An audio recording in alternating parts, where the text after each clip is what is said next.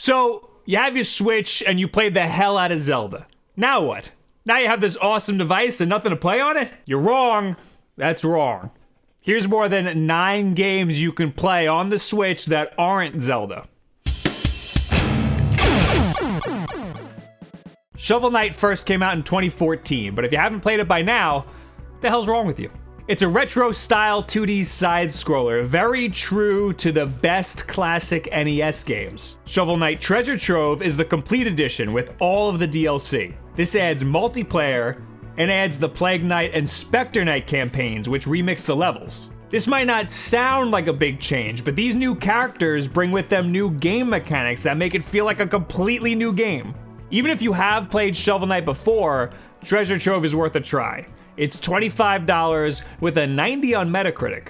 Snipperclips is a Switch-exclusive multiplayer puzzler. You can play it by yourself, but it's best played with other people. You play as a piece of paper, and you just cut yourself to fit the puzzle, or you can cut yourself in a way to help solve the puzzle. The game doesn't do much in the way of telling you what to do, so you and your buddy are pretty much left to bang your heads against each other and figure it out on your own. It's freeing and rewarding, but could also lead to a lot of yelling.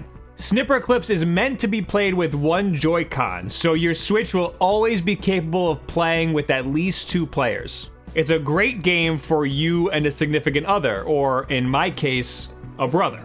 It might test your relationship though. It's currently $20. There is a free demo available if you want to try it out, and it has a Metacritic score of 80. If you're a subscriber to this channel, you know how much I was pulling for Super BOMBERMANR, and it is a fantastic game. If you're a Bomberman fan of old, you will not be disappointed. And if you're a new Bomberman fan, you shouldn't be disappointed. Let me explain. Super BOMBERMANR gives you the classic Bomberman formula. It's an action puzzler. You are thrown onto a level and you have to blow up enemies to progress, or sometimes blow up a bunch of stuff till you find a key to progress. But don't blow yourself up. That will happen a lot. Along the way, you get power-ups that make you progressively more and more powerful until you get to the boss. At that point, you should be more than powerful enough to f*** his shit up. There is a boss at the end of every world, the classic video game setup. The problem is the game gets hard. There is multiplayer, but I would only recommend playing that on a TV because it gets hard to see what's happening on such a small screen. There's also not much in the way of replayability, and the game is a whopping $50. So that turned a lot of people off, but I, myself, enjoyed it. If you have the coin to spend, this might be worth a look. The current Metacritic score is, oh god, I don't even want to say that out loud. Blaster Master Zero is another retro side-scroller. Well, there's really 2 types of game here. There are side-scrolling tank parts that are sort of the overworld. Then there's the top-down shooter parts that are kind of like the underworld. You'll end up with a healthy mix of both. There's a lot to explore here, and lots of cool power-ups to gain that will make you want to explore more. It's a fun little romp at just $10 with a Metacritic score of 79. Now for the stuff that is really close to being out, but is not out yet at the time of this recording. By the time you see this, it will probably be out though. Graceful Explosion Machine is a beautiful side-scrolling indie space shooter. Reaction time is everything here, and so is switching between all your different weapons. Things get hectic fast. I would speculate that the game will be anywhere between $10 and $20, probably 10, and it should be out sometime in April. I believe the devs said that it would be out the first week of April when I talked to them at PAX, but I don't see anywhere online that supports this, so I would take that with a grain of salt. Pocket Rumble is yet another retro-style indie game. Like I've said before, this system is going to be all about the retro-style indie games. This time, it's a fighter with a really cool CRT filter over everything. It's a Kickstarter game that's been out on PC for a year, and now fans are just waiting for a handheld release. It was supposed to have come out in March, so now we're just kind of waiting for a release any minute now.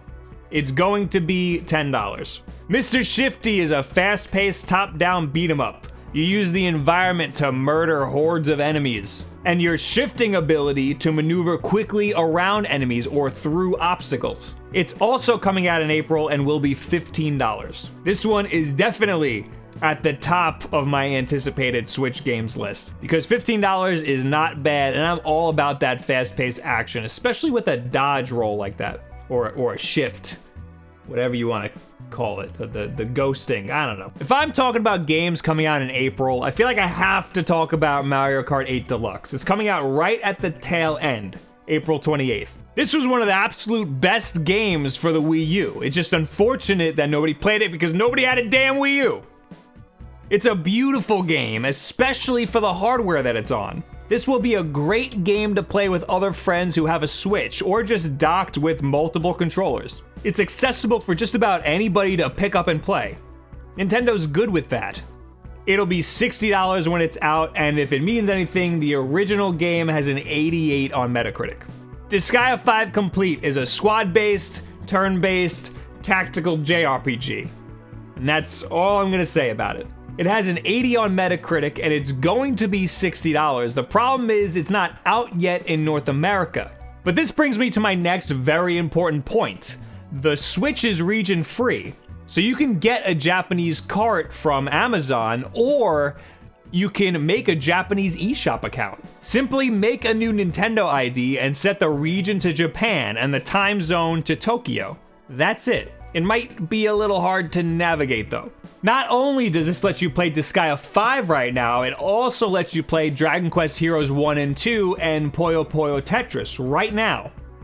Or you can just wait for them to come out here. So there are still a lot of games here, and let's face it, you have beaten Breath of the Wild, but there's still so much more to do in that game. It should keep you occupied for quite some time, and if not, one or two of these games should hold you over till at least Mario Kart 8 comes out.